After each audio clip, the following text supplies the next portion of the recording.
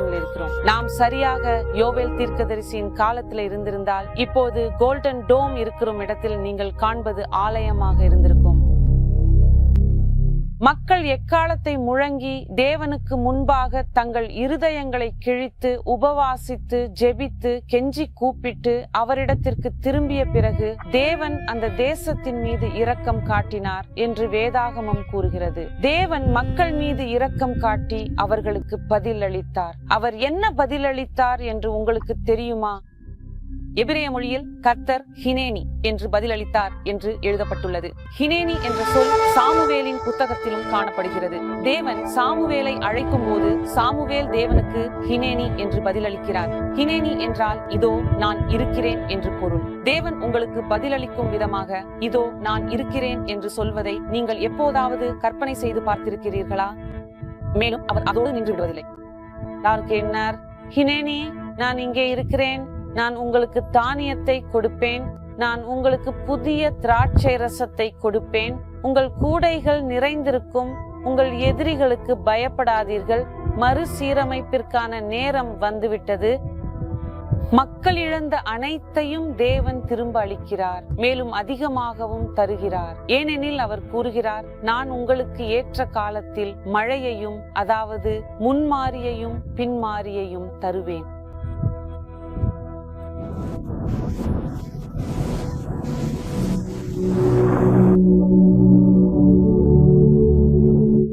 இஸ்ரவேல் மக்களிடம் அறுவடையை பற்றி பேசுவது என்பது அவர்களின் மொழியில் பேசுவதை போன்றதாக இருந்தது. அது அவர்களுக்கு புரிந்த ஒரு விஷயமாக இருந்தது. எனவே முன்மாரியையும் பின்மாரியையும் அனுப்புவதாக ஆண்டவர் கூறிய போது அவர்கள் அந்த செய்தியை விரைவாக புரிந்து கொண்டார்கள். அது மீண்டும் தேவனை சார்ந்திருக்கும் நிலைக்கு திரும்புவதை தவிர வேறொன்றுமில்லை. நாம் பேசிக் கொண்டிருப்பது நீர்ப்பாசன வசதி இல்லாத ஒரு காலகட்டத்தை பற்றியது. அதாவது விவசாயத்திற்கு இன்றுள்ளதை போன்ற நீர்ப்பாசன வசதிகள் அப்போது இல்லை. எனவே மக்கள் முழுமையாக மழையையே நம்பியிருந்தனர். வருடத்தில் 3 மாதங்கள் மட்டுமே மழை பெய்யும் ஒரு நாட்டில் விவசாயத்தை நம்பி எப்படி உயிர் வாழ முடியும்? தேவனை சார்ந்திருப்பதன் மூலமாக மட்டுமே அது சாத்தியம். அந்த வறட்சி, அந்த பசி அனைத்தையும் தேவன் அனுமதித்தார். மக்கள் தேவனை நோக்கி திரும்ப வேண்டிய அவசியத்தை புரிந்து கொள்ளும் வகையில் அவர் விலங்குகள் கூட கதறுகிறது, கர்ஜிக்கவும் துன்புறவும் அனுமதித்தார். நாம் துன்பத்தை அனுபவிப்பதை தேவன் விரும்புவதில்லை. ஆனால் அது நிகழாமல் தடுக்க நாம் விரைவாக சியோனுக்கும் எருசலேமுக்கும் திரும்ப வேண்டும். சியோனிலும் எருசலேமிலும் இருப்பவர்கள் மட்டுமே தாங்கள் மண்ணையோ விதையையோ அல்லது தங்கள் சொந்த நிலைமைகளையும் ஞானத்தையும் சார்ந்திருக்க வேண்டியதில்லை என்றும், மாறாக தேவனை மட்டுமே சார்ந்திருக்க வேண்டும் என்றும் புரிந்து கொள்பவர்கள் மட்டுமே. ஏனெனில் அவரே மண்ணை வழங்குவார், விதையையும் வழங்குபவர் அவரே. சரியான அளவிலும் சரியான நேரத்திலும் மழையை அனுப்புபவர் அவரே. ஆமீன். சியோனில் இருக்கிறது என்பதற்கான அர்த்தம் இதுவே.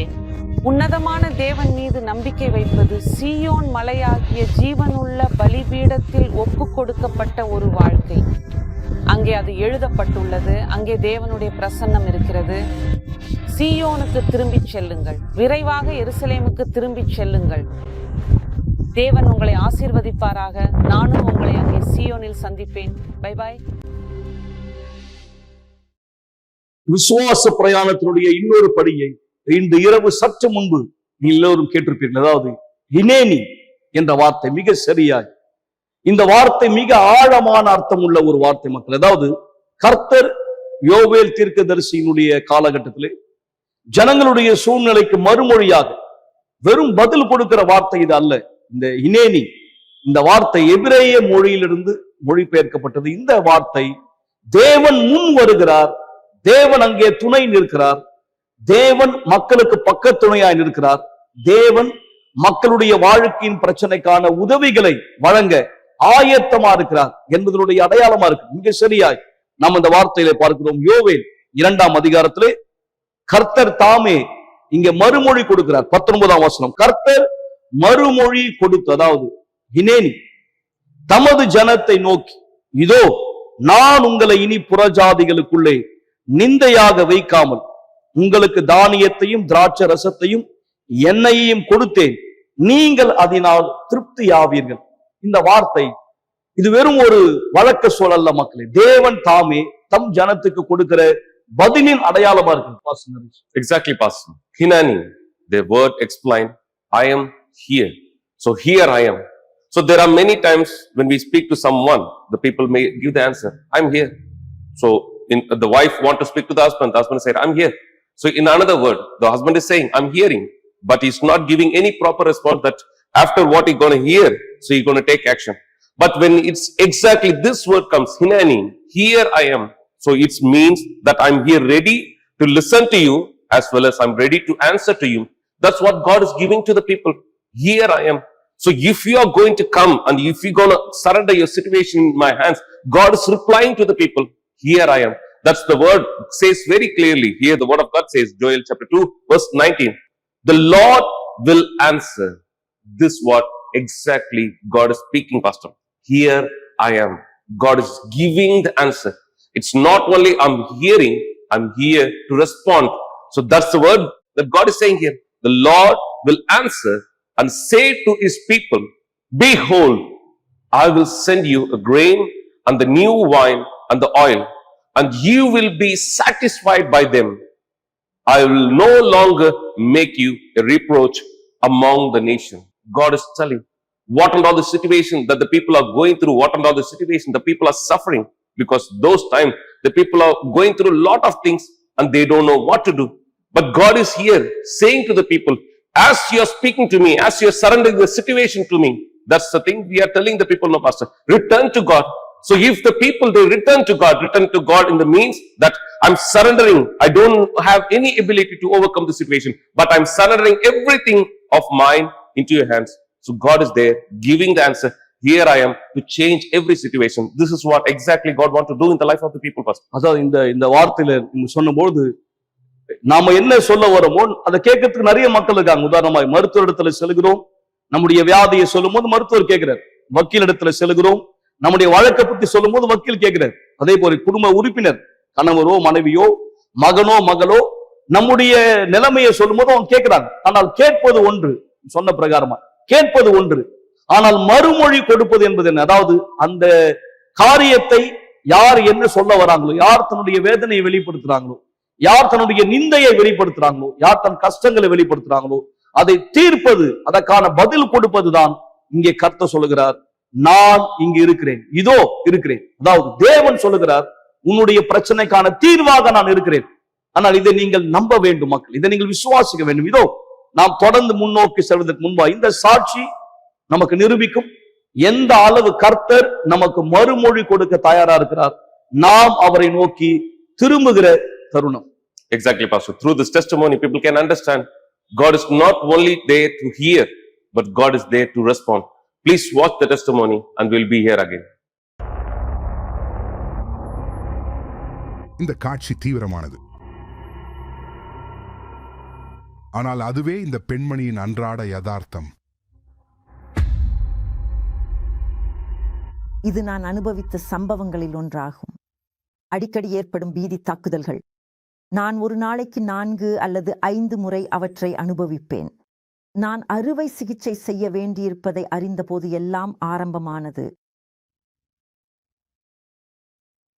நான் சுகாதாரத்துறையில் பணிபுரிகிறேன். அதனால் சுயமாக மருந்துகளை உட்கொண்டு படிப்படியாக என்னையே குணப்படுத்திக் கொள்ள முடியும் என்று நினைத்தேன். இரவில் தூங்க என்னால் இனிமேலும் தூங்க முடியவில்லை. நான் அதிகமாக கவலைப்படத் தொடங்கினேன். மிகவும் பதட்டமாக இருந்தேன். அறுவை சிகிச்சைக்கான நாள் நெருங்க நெருங்க நான் மிகுந்த மனவேதனையும் பதற்றமும் அடைந்தேன். ஏனெனில் ஏதேனும் ஒன்று நிகழ்ந்து விடுமோ என்றும், நான் திரும்பி வராமலே போய்விடுவேனோ என்றும் நான் அஞ்சினேன். இவைதான் மனநல மருத்துவர் எனக்காக எழுதி கொடுத்த மருந்துகள். 6 வகை மருந்துகள் இருந்தன. நான் ஒரு நாளைக்கு 8 மாத்திரைகள் எடுத்துக்கொண்டேன். அவற்றில் எதுவும் வேலை செய்யவில்லை.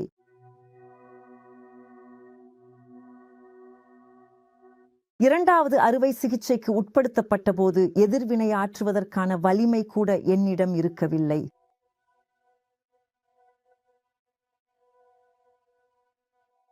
இது மிகுந்த மன உளைச்சலையும் வலியையும் தரக்கூடிய ஒரு அறுவை சிகிச்சை. இரண்டாவது அறுவை சிகிச்சைக்கு உட்பட்ட போது எதிர்வினையாற்றுவதற்கான வலிமை கூட எனக்கு இல்லை. இரண்டாவது அறுவை சிகிச்சைக்கு பிறகு நிலை மேலும் மேலும் மோசமாகிவிட்டது. நான் தெருவில் கத்தும் ஒரு பைத்தியக்கார பெண் மாதிரி இருந்தேன். ஓராண்டுக்கும் மேலாக என் பெற்றோரின் குடியிருப்பில் அவர்களுடனேயே இருந்தேன். அவர்கள்தான் என்னை கவனித்துக் கொண்டார்கள். அதற்கு மேல் என்னால் என்னை கட்டுப்படுத்த முடியவில்லை. கடும் மன அழுத்த நெருக்கடி என்னை சூழ்ந்தது. அந்த நேரத்தில் நான் குரல்கள் கேட்க ஆரம்பித்தேன். அந்த குரல்கள் எனக்கு என்னை எப்படி கொள்ள வேண்டும் என்று கற்றுக் கொடுத்தன. மனநல மருத்துவர் 3 மாதங்களுக்கு ஒரு முறை மருந்துகளை பரிந்துரைத்தார். நான் 100க்கும் மேற்பட்ட மாத்திரைகள் எடுத்தேன்.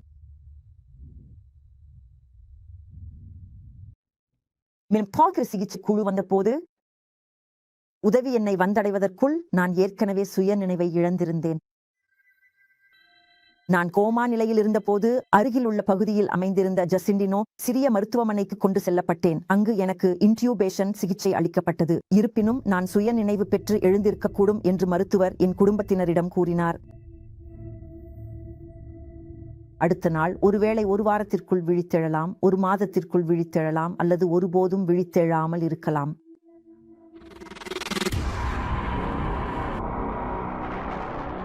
மார்சி கிளைடர் உயிர் பிழைத்தார்.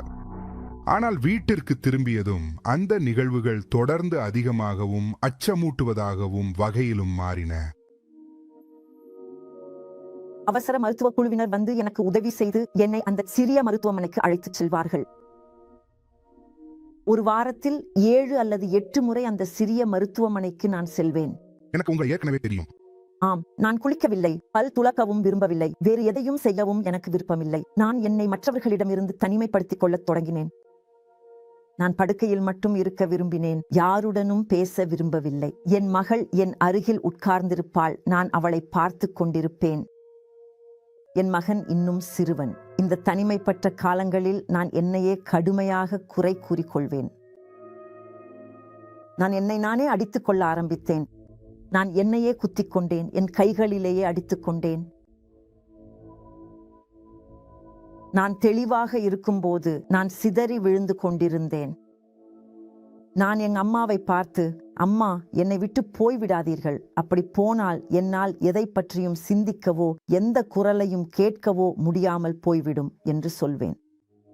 சுமார் 20 அல்லது 30 நிமிடங்கள் கழித்து எல்லாம் மீண்டும் ஆரம்பித்திடும் என்று நினைக்கிறேன். அந்த குரல்கள் எனக்கு நான் அந்த மாதிரி யோசிக்க கூடாது என்று சொல்லும். அங்கே ஒரு வலி இருந்தது. என் இதயத்தில் ஒரு வலியை உணர்ந்தேன். அது உடல் ரீதியான வலியாக இருக்கவில்லை, மாறாக ஆத்மாவை வாட்டும் ஒரு கனமான வலியாக இருந்தது. அது வலித்தது. நான் அலறுவேன், அம்மா, வலிக்கிறது. நான் ஆத்மாவில் உணர்ந்த வலி வாழ்க்கையை விட பெரியதாக இருந்தது. நான் அங்கிருந்து கிளம்பிய போது அவசர சிகிச்சை பிரிவுக்கு சென்றிருந்த அந்த சமயங்களில் ஒன்றில் நான் அதன் பிறகு வீட்டுக்கு திரும்பவே இல்லை. ஏற்கனவே எனக்கு தெரிந்த ஒரு மருத்துவ குழு, அவர், இல்லை, அவள் இனி வீட்டுக்கு செல்ல போவதில்லை, அவளை மனநல மருத்துவமனைக்கு அனுப்பப் போகிறோம் என்று கூறினார். அந்த மனநல மருத்துவர் என்னிடம், நீங்கள் இப்போது எங்கே இருக்கிறீர்கள் என்று உங்களுக்கு தெரியுமா என்று கேட்டது எனக்கு நினைவிருக்கிறது. அதற்கு நான் தெரியும் என்று பதிலளித்தேன். நீங்க இங்கேயே இருக்க போகிறீர்கள், நீங்க தெரிஞ்சுக்கோங்க, உங்களை கட்டி வைக்க போகிறாங்க. ஆரம்பத்தில் நெருக்கடியான நிலையில் உள்ள மற்றும் தனியாக இருக்க முடியாத உங்களை போன்ற நோயாளிகள் தங்குவதற்கான ஒரு அறை எங்களிடம் உள்ளது. என்னால் கழிவறைக்கு கூட செல்ல முடியவில்லை. தனியாக விட்டுவிட முடியாத அளவுக்கு ஆபத்தான நிலையில் இருந்ததால் நான் படுக்கையிலேயே முடங்கி கிடக்க வேண்டியிருந்தது. அதனால் நான் அங்கேயே கட்டி போடப்பட்ட நிலையில் இருந்தேன். சாப்பிடும் நேரம் வந்தால் அவர்கள் என்னை அவிழ்த்து விடுவார்கள். நாங்கள் சாப்பிடும்போது ஒரு காவலரோ அல்லது தொழில்நுட்ப வல்லுநரோ எங்களுடனேயே இருப்பார்கள். அதன் பிறகு நான் மீண்டும் கட்டி வைக்கப்படுவேன். இங்கிருந்து வெளியே போ, இங்கிருந்து வெளியே போ என்ற அலறல் சத்தங்கள். நான் கேட்டதை மற்றவர்களும் கேட்டிருக்கிறார்கள் என்று நம்புகிறேன். நானும் அதே பதற்றத்திற்கு உள்ளாகத் தொடங்கினேன். நான் அங்கிருந்து வெளியேறிய போது, அதாவது மருத்துவமனையிலிருந்து விடுவிக்கப்பட்ட அந்த நாளில், மனநல மருத்துவர் என்னை பார்த்து, நீங்கள் டிஸ்சார்ஜ் ஆக விரும்புகிறீர்களா என்று கேட்டார். அதற்கு நான் ஆம் விரும்புகிறேன் என்று சொன்னேன். அவள் என்னை பார்த்து, நீ மீண்டும் முயற்சிக்க மாட்டாய் என்பதில் உறுதியாக இருக்கிறாயா என்று கேட்டாள். நீ முயற்சி செய்தால் திரும்பி வருவாய். நான் நிச்சயமாக இல்லை என்று சொன்னேன். ஆனால் பின்னர் எனக்கு மீண்டும் நெருக்கடிகள் ஏற்படத் தொடங்கின. அந்த 1.5 வருட காலத்தில் நான் ஒவ்வொரு 3 மாதங்களுக்கும் மனநல மருத்துவரிடம் சென்றேன். அவர் ஒவ்வொரு முறையும் 3 மாதங்களுக்கு மருந்துகளை பரிந்துரைப்பார். அந்த காலகட்டத்தில் எங்கம்மா ஏற்கனவே யூனிவர்சல் ஆலயத்தில் கலந்து கொண்டு எனக்காக போராட ஆரம்பித்தார். என் அம்மா என்னை ஆலயத்திற்கு அழைத்துச் செல்வார். நான் விடுதலைக்கான கூட்டங்களில் கூட நான் கலந்து கொள்வேன். ஆனாலும் எப்போதும் மன அமைதி இல்லாமல் இருந்தேன். என் அம்மா அவதிப்படுவதை பார்த்ததுதான் ஒரு திருப்புமுனையாக அமைந்தது. நள்ளிரவில் அவள் ரேடியோவை ஆன் செய்து அமைதியாக ரேடியோ அல்லேலூயாவை கேட்டுக்கொண்டிருந்தாள். மெதுவாக அழுது கொண்டிருந்தாள். அப்போதுதான் நான் விழித்துக்கொண்டு அந்த காட்சியை பார்த்தேன். எங்க அம்மா மண்டியிட்டு, நான் என் மகளை இழக்க விரும்பவில்லை என்று கூறிக்கொண்டிருந்தார். அது எனக்கு மிகுந்த தாக்கத்தை ஏற்படுத்தியது. அவளுடன் சேர்ந்து போராட வேண்டுமென அப்போது முடிவெடுத்தேன்.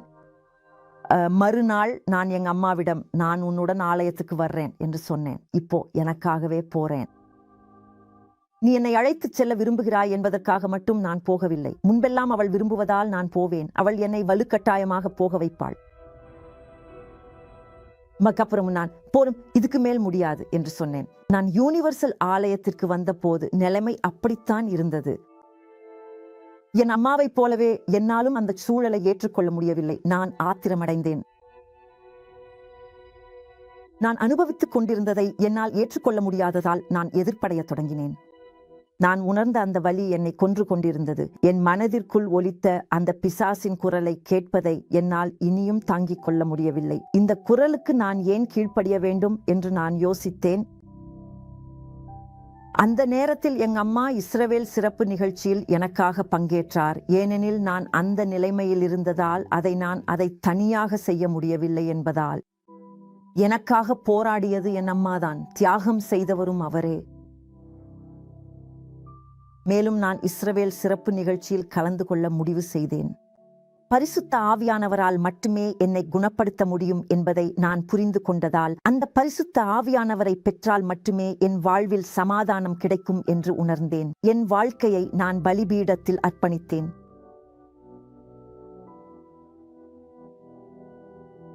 முதலில் என் இரட்சிப்பு சந்தோஷம் மற்றும் என் சிந்தனையில் சமாதானத்தை தேட வேண்டியிருந்தது.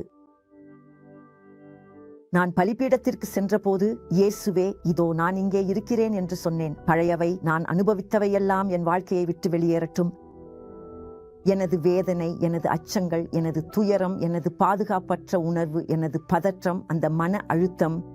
பீடத்திலிருந்து கீழே இறங்கிய போது அங்கே நான் விடுதலையாக்கப்பட்டேன் என்ற உறுதியுடனேயே இறங்கினேன்.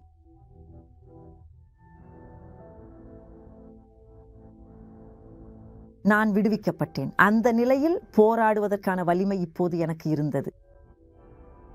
நான் ஜெபிக்கத் தொடங்கி, இயேசுவே, என்னால் இனி இதை தாங்கிக் கொள்ள முடியவில்லை என்று சொன்னேன். என்னால் இனி இதை தாங்கிக் கொள்ள முடியவில்லை. நீ என்னை அணைத்துக் கொள்ள வேண்டும். இது வார்த்தைகளால் விவரிக்க முடியாத, உண்மையிலேயே ஆழ்ந்த ஒரு அனுபவம். ஏனென்றால் அந்த அளவற்ற மகிழ்ச்சியை நான் உணர்ந்த போது என் முழு இருதயத்தோடும் ஆத்துமாவோடும் ஜெபிக்கத் தொடங்கினேன். மேலும் திடீரென்று பரிசுத்த ஆவியானவர் என்னை மிகவும் வல்லமையாக பற்றி கொண்டார். அதனால் இன்று நான் உலகத்தை எதிர்கொள்ள தயாராக இருக்கிறேன். அவருடன் எதையும் எதிர்கொண்டு வெல்ல நான் தயாராக இருக்கிறேன். அந்த நாட்களுக்கு பிறகு இன்னும் எத்தனை நெருக்கடிகளை நீங்கள் சந்தித்தீர்கள். அதற்கு பிறகு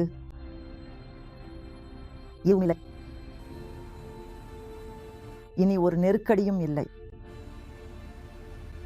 பதற்ற தாக்குதல்களா இல்லை. ஏனென்றால் நான் எல்லாவற்றையும் அங்கே பலிபீடத்தில் விட்டுவிட்டேன். அனைத்தையும் அங்கேயே விட்டுவிட்டேன். நான் நம்பினேன்.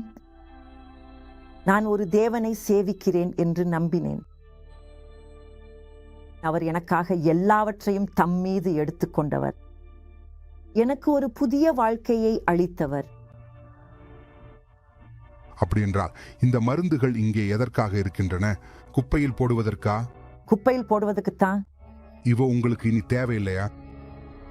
என்னை பொறுத்தவரை இல்லை. நான் அந்த மருந்துகள் எதையும் இப்போது பயன்படுத்துவதில்லை, அறவே பயன்படுத்துவதில்லை. அங்கே அந்த பெண் பலிபீடத்தில் விட்டுவிட்டாள்.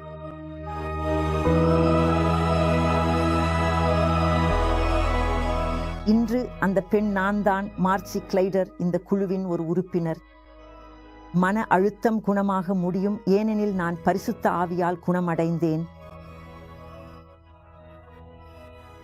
தேவன் என் அம்மாவை ஒரு மகத்தான விதத்தில் பயன்படுத்தினார். அவளுடைய மகளை சிங்கத்தின் குகையிலிருந்து மீட்க நான் என் வேலைக்கு திரும்பினேன். இன்று தொழில் ரீதியாகவும் ஆலயத்திலும் உயிர்களை காக்கும் பணியை செய்வதன் மூலம் நான் உதவுகிறேன். இது நான் எப்போதும் செய்து வரும் ஒரு செயலாகும். மன அழுத்தத்திற்கு தீர்வு வழங்கும் குழுவுடன். நான் இப்போது மருந்துகள் உட்கொள்வதில்லை. இல்லை, இன்று எனக்கு அவை எதுவும் தேவையில்லை. பரிசுத்த ஆவியிடமிருந்து கிடைக்கும் அன்றாட பூட்டச்சத்து மட்டுமே எனக்கு தேவை. இந்த நேரம் இந்த சாட்சி மக்களே மிக தெளிவாய் காண்பித்திருக்கும். கர்த்தர் நமக்கு பதில் கொடுக்கிறவரா இல்லையா என்பது. மனுஷனால் எது முடியவில்லையோ தேவனால் அது கூடும். மக்களே, இந்த தாயினுடைய நிலைமை யோசிச்சு பாருங்க. அதாவது மகளுடைய நிலைமையும் தாயினுடைய நிலைமை அவமானத்துக்குரிய ஒரு சூழ்நிலை. மன அழுத்தத்தினால பாதிக்கப்பட்ட, அசுத்தத்தின் பிடியினால. ஏனென்றால் மாத்திரை, சிகிச்சைகள், மருந்துகள் எதுவுமே அவருக்கு பலன் தரல. வியாதியினுடைய தாக்கம் மேலும் மேலும் அதிகரிப்பதை பார்த்தார். ஒரு பக்கம் வியாதி, இன்னொரு பக்கம் அதனுடைய அவமானத்தினுடைய செயல். அதாவது சர்வ வல்லமையான தேவனை நம்புகிற ஒருவராய் அவர் ஆலயத்துக்கு போயிருப்பார். ஆனா தன்னுடைய மகள் இந்த மாதிரி பல வருஷமா கஷ்டப்பட்டதை பார்க்கும்போது அந்த தாய் எவ்வளவு பெரிய ஒரு அவமானத்தை உணர்ந்திருப்பாங்க. Exactly, Pastor. It's one thing when the person does not believe God and the person going through the situation and they don't know what to do. But there is another situation that they know God and they know how powerful our God is. So God, there are many words that says there is nothing is impossible to God. But when we see our life, if there is situation that we can't able to overcome, there is a situation that we can't able to change, and the impossible is being fact in our life, that's the reason many people, they don't want to believe God. They are seeing the life of the people, those who are believed, and their life is destroyed. So that's the reason why I need to believe God. But in this situation, the person, he believed the God, and the person, when they see the situation, it's not acceptable. That's the reason the person used the faith and come to God, and God here, as we are speaking here, Pastor, God respond to the people. Here I am. So that's the reason is our God is not only hearing, our God is giving the response. That's the reason we saw the testimony, what was happening. It was impossible. It was like difficulty for the humanly speaking, but God made this impossible to become possible. அதாவது எவ்வளவு மாத்திரைகள் அவங்க காமிக்கிறாங்க, எவ்வளவு மாத்திரை, எவ்வளவு சிகிச்சை. அதாவது மக்களை, ஒருவேளை நீங்கள் மனநல மருத்துவரை சந்தித்திருக்கலாம், அல்லது மருத்துவ ஆலோசனை கவுன்சிலிங் நீங்கள் பெற்றிருக்கலாம், அல்லது போதை வாழ்வு, அதாவது மறுவாழ்வு மையத்துக்கு நீங்க சென்றிருக்கலாம், போதையிலிருந்து குடியிலிருந்து விடுதலை பெறும்படி. ஒருவேளை நீங்கள் மாத்திரமல்ல, உங்களுடைய மகனை நீங்கள் அங்கே எடுத்து சென்றிருக்கலாம் போதையிலிருந்து வெளியே வரும்படி. ஆனால் பலன் இல்லை, இன்னும் விடுதலை இல்லை. இல்லை, அங்கு புரிந்து கொள்ள வேண்டிய விஷயம், இது வெறும் சரீரபூர்வமானது மாத்திரமல்ல மக்கள், இது உட்புறத்தில் ஏற்படுகிற பாதிப்பு. மன அழுத்தம் என்பது மருந்து மாத்திரையால் குணமாக்கப்படக்கூடியது அல்ல. இந்த சாட்சி அதற்கு ஒரு ஆதாரம். அது உட்புறத்தில் இருக்கிற ஒரு பாதிப்பு. தேவனால் மட்டுமே அதை தீர்க்க முடியும் என்று நீங்கள் நம்ப வேண்டும். ஒருவேளை நீங்க சலித்து போயிருக்கலாம், சோர்ந்து போயிருக்கலாம், பல முயற்சிகள் செய்து பல இடங்களுக்கு சென்று பல பேரை நம்பி ஏராளமான தொகையை செலவழித்து. ஆனா நீங்க பார்க்கும் போது இன்னும் அந்த நபர் அதே போல்தான் இருக்கிறார், அந்த சூழ்நிலை அதே மாதிரிதான் இருக்கு. இப்படிப்பட்ட ஒரு தாயாக, இப்படிப்பட்ட ஒரு மனைவியாக, இப்படிப்பட்ட ஒரு கணவராய், ஏன் ஒரு பெற்றோராய் மேற்கொண்டு என்ன செய்வது இந்த சூழ்நிலை தெரியாத ஒரு நிலைமையில் இருந்தால். அதான் நம்ம இன்னைக்கு பார்க்கும்போது செய்திகள்ல பார்க்கிறோம் பாஸ்டர், எத்தனை பேர் கடன் தொலைக்காக தற்கொலை பண்ணிக்கிறாங்க, கணவர் குடிப்பழக்கத்துக்கு அடிமையா இருக்கிறார், மனைவி தற்கொலை பண்ணிக்கிறாங்க. கண்டிப்பா குடும்பத்துல ஒருத்தர் பாதிக்கப்படும் போது அது அவங்களுக்கு மட்டும் இல்ல, நமக்கும் அந்த பாதிப்பு ஏற்படுகிறது. நம்ம வீட்டுல ஒருத்தர் வியாதி படுக்கையில் இருக்கும்போது நம்ம சோர்ந்து போகிறோம். இப்ப இந்த மாதிரியான தருணம் மக்களால் அந்த சூழ்நிலையை சமாளிக்க முடியல. Exactly, Pastor.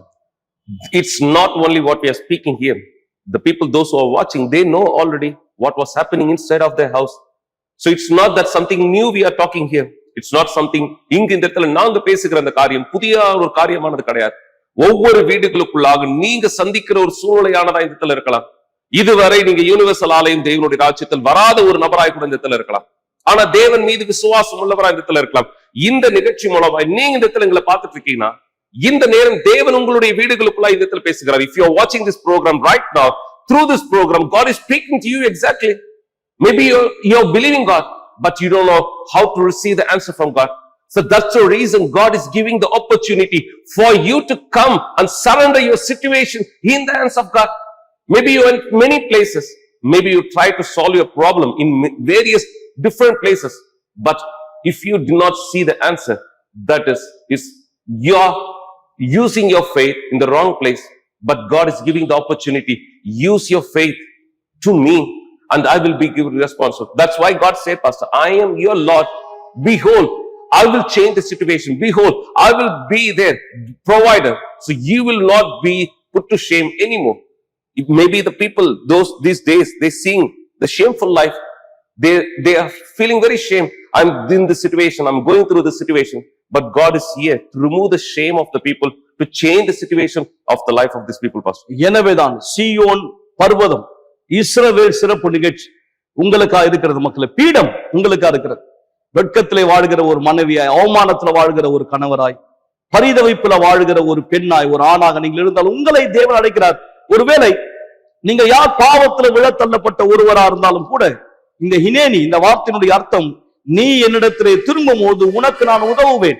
நீங்க ஒருவேளை பாவத்தினால இல்ல விசுவாசத்துல பின்வாங்கி ஏதோ ஒரு இழப்பு, ஏதோ ஒரு அவமானம், நீங்க சோர்ந்து போயிட்டீங்க, தேவனை விட்டு நீங்க ஒருவேளை விலகி இருக்கலாம், உங்க விசுவாசத்துல நீங்க பலவீனம் அடைந்திருக்கலாம், உங்களுடைய குடும்பத்துல ஏற்பட்ட ஒரு அவமானத்துக்குரிய சூழ்நிலை, சில பேர் கேட்கிற கேள்விக்கு உங்களால பதில் சொல்ல முடியல, உங்களுக்குள்ள எழுகிற சந்தேகத்தை உங்களால மீண்டு வர முடியல, ஒருவேளை நீங்க விலகி போயிருக்கலாம். ஆனால் தேவன் உங்களையும் அழைக்கிறார், என்னிடத்துக்கு திரும்புங்கள். இந்த சீயோன் பர்வதத்தினுடைய சிறப்பு நிகழ்ச்சியிலே மக்களே, நீங்கள் தேவனை நோக்கி திரும்புகிற தருணம், நீங்கள் பாவத்தில் விழ தள்ளப்பட்டவரோ அல்லது அவமானத்தை கடந்து செல்கிறவரோ, உங்கள் சார்பாய் மாத்திரமல்ல, இன்னொருத்தரால் நீங்க இந்த அவமானத்தை கடந்து சென்றாலும் தேவன் உங்களை அழைக்கிறார். காரணம், அவர் உங்களுக்கு மறுமொழி கொடுக்க தயாரா இருக்க. இன்னொரு விதத்துல பாஸ்டர் நரேஷ், கர்த்தர் மக்கள் இழந்ததை திரும்ப கொடுக்க போகிறார். God is going to restore. தேவன் உங்களுக்கு திரும்ப கொடுக்க போகிறார். எதெல்லாம் நீங்க தொலைச்சிங்களோ, எதெல்லாம் அசுத்தம் உங்களை விட்டு எடுத்ததோ, எல்லாமே உங்களுக்காய் திரும்ப தரப்பட போகிறது, இல்லையா? Exactly, Pastor. So maybe the people, you're going through the situation and you seeing your situation that you lost everything. Our God is the God of restoration. He wants to restore your life. That's what he promised to the people. It's not only the days of the Joel, Prophet Joel. Today also God wants to do the same thing. But for God to do that in your life, for God to restore your life has to be in the hands of God. So people need to understand, Pastor, like we want to fix something, we want to solve some problem, but without surrendering this problem, without surrendering the situation to the person who can solve, how the person can help. That's what God is telling you. Surrender yourself, return to me. So maybe you are very far from God. Maybe you're already fed up in your life. Take that rotten life, take that life that is you not satisfied, take that empty life and surrender in the hands of God. God is there, ready to restore your life. Maybe you want to restore your house, physically speaking. So you want to restore, but before restoring anything that in your life, restore your life first. Then God will restore each and every part of your life. That will be the transformation. That's the reason we are here giving this opportunity. This campaign is not only just write the one request, oh God, provide to me. This is the campaign for you to surrender everything that is 100%. What are all the things that God is asking from you for your entire life? It's not what you want, it's that what God is asking from you, your life, everything. That's what God wants, because God gave his entire, Jesus Christ gave his entire. So he's expecting from us the same. So if you surrender everything, so there will be a result. And if you obey his voice, as God says here, Hinani, here I am, God will prove that here he is. Sunday of restitution. திரும்ப அளித்தலின் ஞாயிறு, நாளை மறுநாள் எல்லா universal ஆலயத்தில் நீங்கள் யார் உங்களை தாழ்த்த போறீங்களோ, நீங்க யார் தேவனிடத்துல திரும்ப போறீங்களோ, யார் தீர்க்க முடியாத உங்கள் வழக்கு, மக்களை கவனிங்க. எது உங்கள் வாழ்க்கையில தீர்க்க முடியாதோ, தவறான முடிவுக்கு செல்ல வேண்டாம், மன அழுத்தத்துல தள்ளப்பட வேண்டாம், ஒரு அறைக்குள்ள உங்களை பூட்டி கொள்ள வேண்டாம், முக்காடிட்டு கொள்ள வேண்டாம். உங்கள் முக்காடை கலைந்து அந்த கூச்ச சுபாவத்தை மீறி, தயக்கத்தை மீறி, பலவீனத்தை மீறி நீங்கள் அடியெடுத்து வைத்தால், சீயோனை நோக்கி திரும்பினால், பீடத்தை நோக்கி திரும்பினால், தேவன் உங்களுக்கு திரும்ப அளிப்பார். புது வாழ்க்கை, ஆரோக்கியம், சமாதானம், எல்லாவற்றுக்கும் மேல் பரிசுத்தார். எனவேதான் ஞாயிற்றுக்கிழமை எல்லா யூனிவர்சல் ஆலயத்தின் காலை 7 மணி, விசேஷமாய் காலை 9:30 மணி நாங்கள் உங்களுக்காய் தயாரா இருப்போம். எல்லாவற்றுக்கும் மேலாய் தேவன் உங்களுக்கு மறுமொழி கொடுப்பதை நீங்கள் பார்ப்பீர்கள். எனவே நம்மை ஆயத்தப்படுத்திக் கொள்ளலாம். சற்று நேரத்தில் நாம் ஜபத்தில் ஒன்றிணைய போகிறோம். Yes, my people, prepare yourself. So in this moment, it's not only the normal cry out, it's going to the cry out to change your entire life. Please join us in this prayer.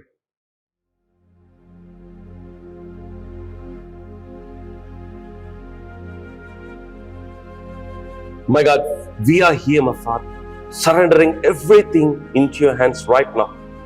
My God, people, those who listen this message, it's not for them only to listen, my God, it's for them to take action. As the word said, Hinani, it's not I am here, it's here I am, ready to listen, ready to give the guidance, ready to change the situation, ready to do what the things that you want from me. That's why, my God, we are surrendering the life of these people in your hands right now. Maybe the people, they are fed up of their life. Maybe they say, I believe God, but nothing is changing in my life. But it's not your fault, my God. These the people, they need to give the 100%. The people, they are doing some on partial, but they are expecting the result only in full, my God. That is impossible. The people, those who hear today, my God, they need to realize, they need to analyze themselves, and they understand that I need to give my entire life for me to see the change in my entire life. That's the reason, my God, we are here giving the guidance to the people through your word, my God. If the people really, they understand and they surrender, if they really, my God, give everything to you, and you will restore their life by restoring, my God, start beginning by baptizing your spirit inside of them, my God. They will receive your spirit. When they receive your spirit, they will receive your guidance, my God. They will receive your power, they will receive your strength, and their whole life will be changed.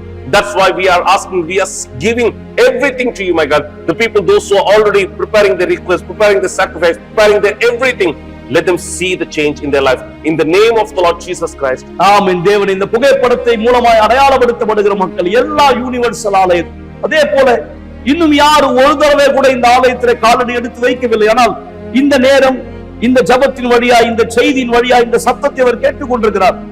ஆண்டவரே, யார் இவர் அவமானத்திலே தன்னை பார்க்கிறார், வெட்கத்துக்குரிய விதத்தில் தன் வாழ்க்கையை பார்க்கிறார், தோற்கடிக்கப்பட்ட ஒருவராய் தன் வாழ்க்கையை பார்க்கிறார், மன அழுத்தத்திலே தள்ளப்பட்ட ஒருவராய், ஏன் தற்கொலை எண்ணத்தினால் பாதிக்கப்பட்டுக் கொண்டிருக்கிற ஒருவராய் இரவு முழுவதும் இவர் அழுது கொண்டிருக்கிறார். இவருக்கு தூக்கம் இல்லை. ஆனால் இந்த நேரம் ஆண்டவரே, இந்த நபர் இந்த வார்த்தையின் மூலமாய் தீர்மானிப்பாரானால், ஞாயிற்றுக்கிழமை நான் செல்வேன், இந்த ஞாயிற்றுக்கிழமை நான் செல்வேன், கர்த்தர் நான் இழந்த சமாதானத்தை, சந்தோஷத்தை, நிம்மதியை, ஆரோக்கியத்தை, வேலையை, விடுதலையை, ரட்சிப்பை கொடுப்பார். இவர் வாழ்க்கையிலும் கரம் வெளிப்படுவதாய், வல்லமை வெளிப்படுவதாய் தேவனே பதிலளியும். ஆண்டவரே, நீர் மட்டுமே செய்யக்கூடியதை செய்யும். ஆண்டவராக இயேசு கிறிஸ்துவின் பெயரால் நீங்கள் விசுவாசித்தால் சொல்லுங்கள், ஆமென்.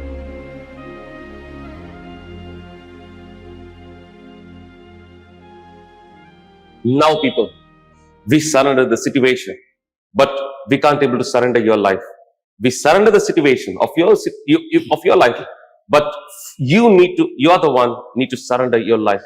So if you want to see the restoration in your life, so God is there ready to change what and all the things that you lost in your life.